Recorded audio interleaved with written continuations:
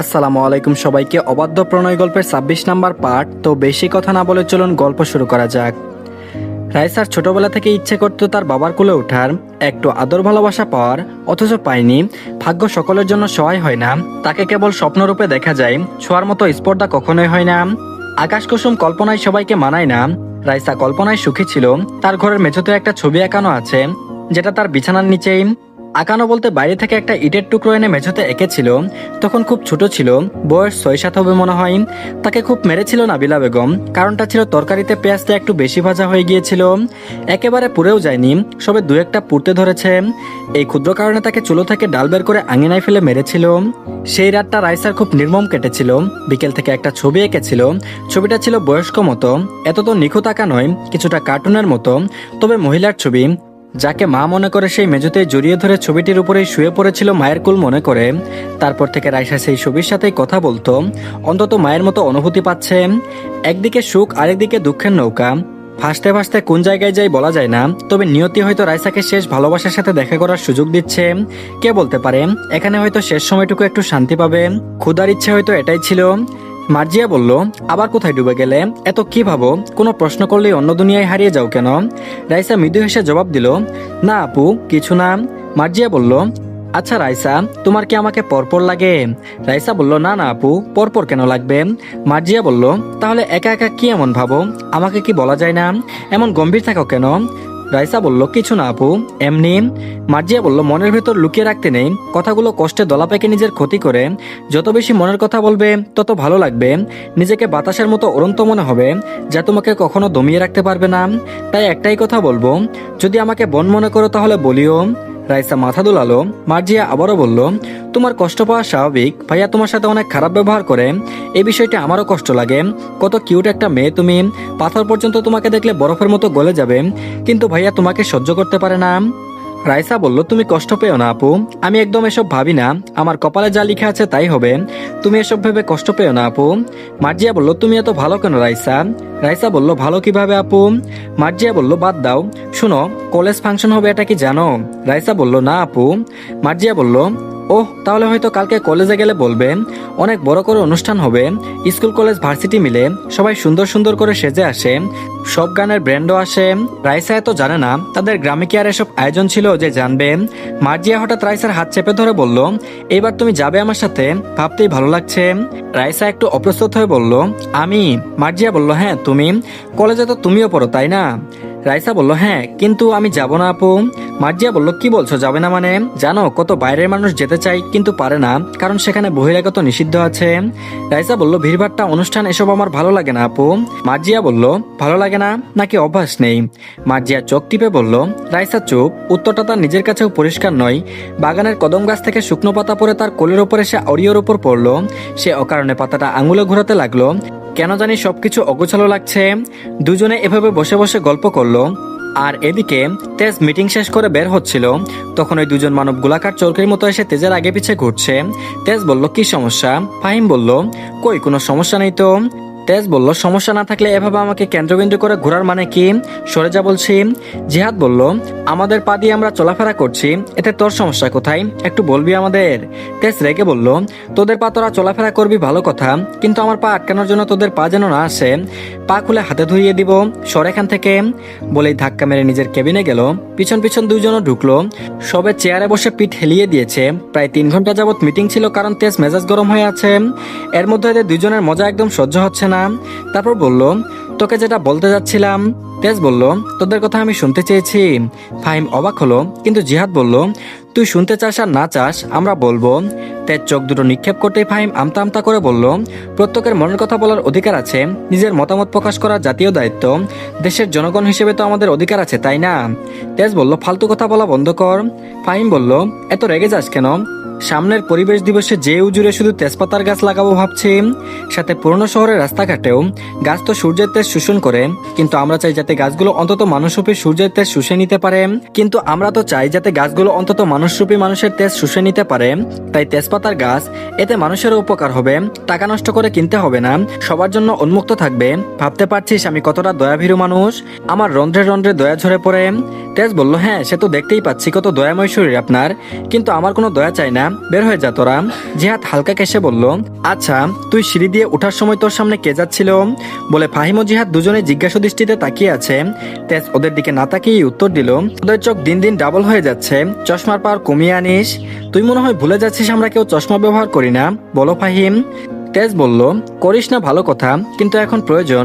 সাভারে অনেক ভালো ভালো সার্ভিস পাওয়া যায়, তাদের উপকারে আসবে। ফাহিম বলল, দেখ ফালতু বলে আমাদের বলদ বানাবি না, কথা ঘুরিয়ে সাভার থেকে সৈয়দপুর নিয়ে যাবি না। আমরা স্পষ্ট দেখেছি তোর সামনে একটা মেয়ে ছিল। তেজ বলল, তো? ফাহিম বলল, তো মানে তুই একটা মেয়ের পিছন পিছন গেলি আর সামান্য তো? ফাহিম বলল, আজব তো, এমন করছিস যেন আমরা কোনো মানুষ নই। হেয়ালি করছিস কেন? আমরা এটাই জানতে চাই মেয়েটাকে যে তোকে পেছন পেছন ঘোরাচ্ছে। তেজ বলল, ফাহিম। জিহাদ বলল, চেতিস কেন? ও তো ঠিকই বলেছে, যাকে কোনো কথা বলে নাড়ানো যায় না সে একটা মেয়ের পেছন পেছন ঘুরছে। বিষয়টা আমাদের ভাবতেও গলায় কাটা লাগার মতো আটকে যাচ্ছে। তেজ এবার ধীরে ধীরে চেয়ার থেকে সোজা হয়ে বসলো, ঠোঁট শক্ত, চোখ দুটো করা, ডেস্কে রাখা কলমটা আঙ্গুলের ফাঁকে ঘোরাতে ঘোরাতে বলল, তোদের কল্পনা শক্তি দিন দিন বিপজ্জনক পর্যায়ে যাচ্ছে। সিনেমা কম দেখিস, বাস্তব বেশি দেখ। হৃদয়ে বয়ে প্রেম শূন্য হঠাৎ, নিশীতে কাজল কালো আঁখি দুটো, জ্বলে ওঠে বুকের বা পাশটাই। নতুন করে পুরানোর নীলা খেলায়, বারংবার পুরিয়েও এই ক্ষত নতুন করে পুরাও, তবুও তোমাতে মন ডুবে যায় বারবার। ক্ষত হৃদয়ের ছন্দ বেজে ওঠে গভীর ছোঁয়ায়। তুমি নিশীতে এসেছিলে, আজও আসো স্বপ্ন বাগিচায়। তুমি স্বপ্নচারিণী, তুমি নতুন কিছুর সূচনা। তোমাতে মন বেকুল থাকে, যদি হারিয়ে ফেলি অজানাই। দুপুর দুপুর পড়াতে এসেছে ফাহিম। তেজ বাড়িতে এসে গেটের সামনে ফাহিমের বাইক দেখে চক্ষু ফুটে অবাকের ছায়া নামলো। গাড়ি রেখে দ্রুত নেমে পড়লো।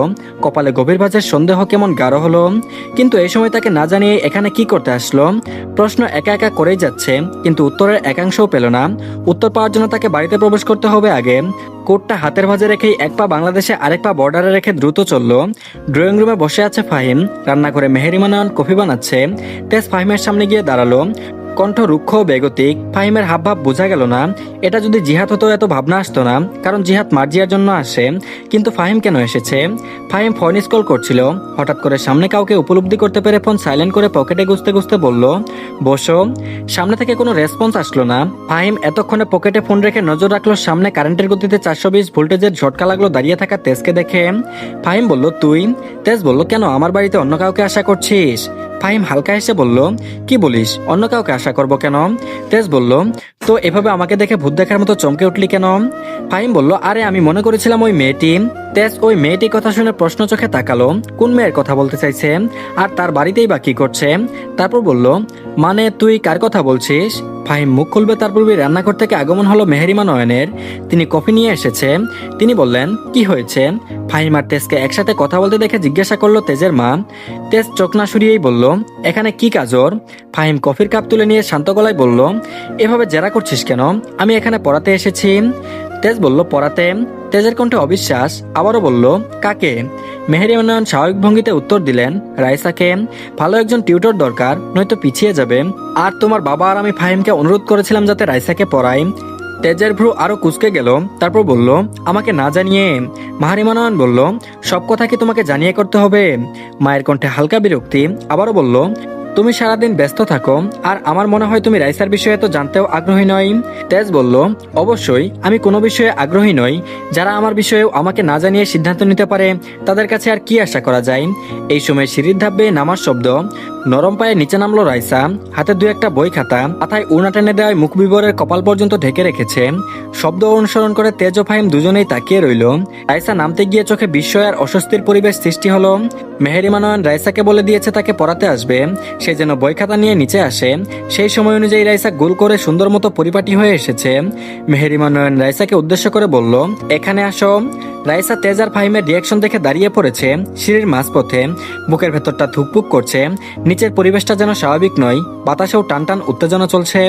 হাতে ধরা খাতার কোনা অজান্তেই শক্ত করে চেপে ধরলো সে। মেহেরিমা নয়ন আবারও ডাকলেন, কি হলো, দাঁড়িয়ে আছো কেন? নিচে আসো। শাশুড়ির কথা শুনে ধীরে ধীরে নামলো রাইসা। চোখ নিচু, কিন্তু অনুভব করছে দুটি দৃষ্টি তার উপর স্থির। একটাই কৌতূহল মেশানো মৃদু হাসি, আরেকটাই কড়া অস্বস্তিকর তীক্ষ্ণতা। সেই তীক্ষ্ণ দৃষ্টি মুহূর্তেই সবকিছু ভেঙে গুড়িয়ে দেওয়ার ক্ষমতা রাখে। রাইসা হেঁটে হেঁটে শাশুড়ির সামনে এসে দাঁড়ালো। তার সঙ্গে সঙ্গে ভ্রু উঁচিয়ে ঘাড় ঘুরে তাকালো তার দিকে। রাইসার মাথা নিচু। ফাহিম রাইসার দিকে একদৃষ্টিতে তাকিয়ে আছে। মেয়েটা যেমন বাচ্চা বাচ্চা তেমনি দৃষ্টিকারা এক সুন্দরী রমণী। সেদিন ভালো মতো দেখতেও পায়নি, কিন্তু আজকে খুব কাছ থেকে স্পষ্ট করে নজর দিল। মেহেরিমা নয়ন রাইসার মাথায় হাত বুলিয়ে ফাহিমকে দেখে নিলেন যে আজ থেকে সেই তাকে পড়াবে। তার কোন কোন সাবজেক্ট সমস্যা সব যেন বলে দেয়। তেজ আরেকবার রাইসার দিকে তাকালো। মেহেরিমা নয়ন রাইসাকে সোফায় বসিয়ে দিলে ফাহিম গিয়ে রাইসার টেবিলে রাখা একটা বইয়ের দিকে হাত বাড়িয়ে নিল। ফাহিম খুব স্বাভাবিকভাবে জিজ্ঞেস করলো রাইসার কোন সাবজেক্ট বেশি সমস্যা হয়। সেইটাই না হয় আজকে প্রথম দিন শুরু করবে। রাইসা একবার মাথা তুলে তেজের দিকে তাকালো। অচেনা মানুষের সামনে বসে থাকতেও কেমন জানি অস্বাভাবিক লাগছে। মৃগনয়নী দৃষ্টিতে না চাইতেও চোখ পড়লো। তেজ জলজন্ত চোখে তাকিয়ে আছে। কি হলো বলো, তোমার কোন সাবজেক্ট বেশি হার্ড মনে হয়? ফাহিমের উত্তর না দেওয়াতে মেহেরিমা নয়ন আস্তে করে বলল, রাইসা বলো মা। ফাহিম তো কিছু বলছে, তুমি ভয় পেও না, ও তোমার ভাইয়ের মতো। কথাটা শুনেই ফাহিম শুকনো কেসে উঠল। তেজ এসব নাটক সহ্য করতে পারছে না। এগিয়ে গিয়ে রাইসার হাত ধরে টেনে তুলল সোফা থেকে। আচমকা আক্রমণে রাইসা চমকে উঠল, কিন্তু নীরবে। মেহেরিমা নয়ন তেজের দিকে অবাক দৃষ্টিপাত করে আছে, সাথে বিরক্ত হলো। তারপর বলল, কি হচ্ছেটা কি? ওকে এভাবে তুললি কেন? তেজ উত্তর দেওয়ার প্রয়োজন মনে করলো না। হনহনিয়ে হেঁটে এগুলো সিঁড়ির দিকে। শক্তপোক্ত বাম হাতের মতোই রাইসার ছোট এক হাত বন্দি। হাত এক প্রকার গরু ছাগলের মতো টেনে নিয়ে যাচ্ছে। তেজের সাথে তাল মিলিয়ে উঠতে পারছে না রাইসা, কিন্তু করার কিছুই নেই। নিচ থেকে মেহেরিমা নয়ন খেপে গেলেন। এটা কি ধরনের অভদ্রতা করছে? ফাহিম বেচারা তাকিয়ে আছে, আগামাথা কিছুই বুঝতে পারছে না, শুধু হা করে তাকিয়ে আছে। মেহেরিমা নয়ন ক্ষিপ্ত কণ্ঠে চেঁচিয়ে উঠলেন, তেজ তুমি ওকে নিয়ে কোথায় যাচ্ছ? ওর হাত ছেড়ে দাও বলছি। এটা কেমন ব্যবহার তোমার? চলন্ত পা দুটো থেমে গেল তেজের, কিন্তু হাতের মুঠো আলগা করলো না। পিঠটা শক্ত, কাঠ টান টান। কয়েক মুহূর্ত নীরবতা চলল। ধীরে ধীরে ঘুরে তাকালো নিচের দিকে, চোখে জমাট রাগ, সাথে দহন মেশানো ক্ষোভ। তারপর বলল, তুমি কি ওকে জিজ্ঞেস করে টিউটর রেখেছো? জিজ্ঞেস করার কি আছে, টিউটর না রাখলে পড়বে কি করে? তেজ বলল, ও কি রাজি হয়েছে ফাহিমের কাছে পড়তে? তেজের উপর আরো বেশি রাগ হলো তার মায়ের। তারপর বললেন, রাজি না হওয়ার কি আছে? তেজ বলল, ফাহিম তুই চলে যা, ও তোর কাছে পড়বে না। ফাহিম শুধু কর্ণকুহরে নিল কথাটা, কিন্তু গেল না। তেজের মা বলল, কি বলছিস? তাহলে ওকে কে পড়াবে? তেজ বলল, চাইলে একটা মেয়ে টিউটর রাখতে পারো। বলেই সেখান থেকে গম গম করে চলে গেল রাইসাকে নিয়ে। তো ধন্যবাদ সবাইকে, এই পার্টটি এই পর্যন্তই। পরবর্তী পার্টও দিয়ে দেওয়া হয়েছে, সবাই দেখে নিন। আর সবাই অবশ্যই চ্যানেলটিকে সাবস্ক্রাইব করে দিন, আর ভিডিওতে অবশ্যই লাইক দিন। তো ভালো থাকবেন সবাই, আল্লাহ হাফেজ।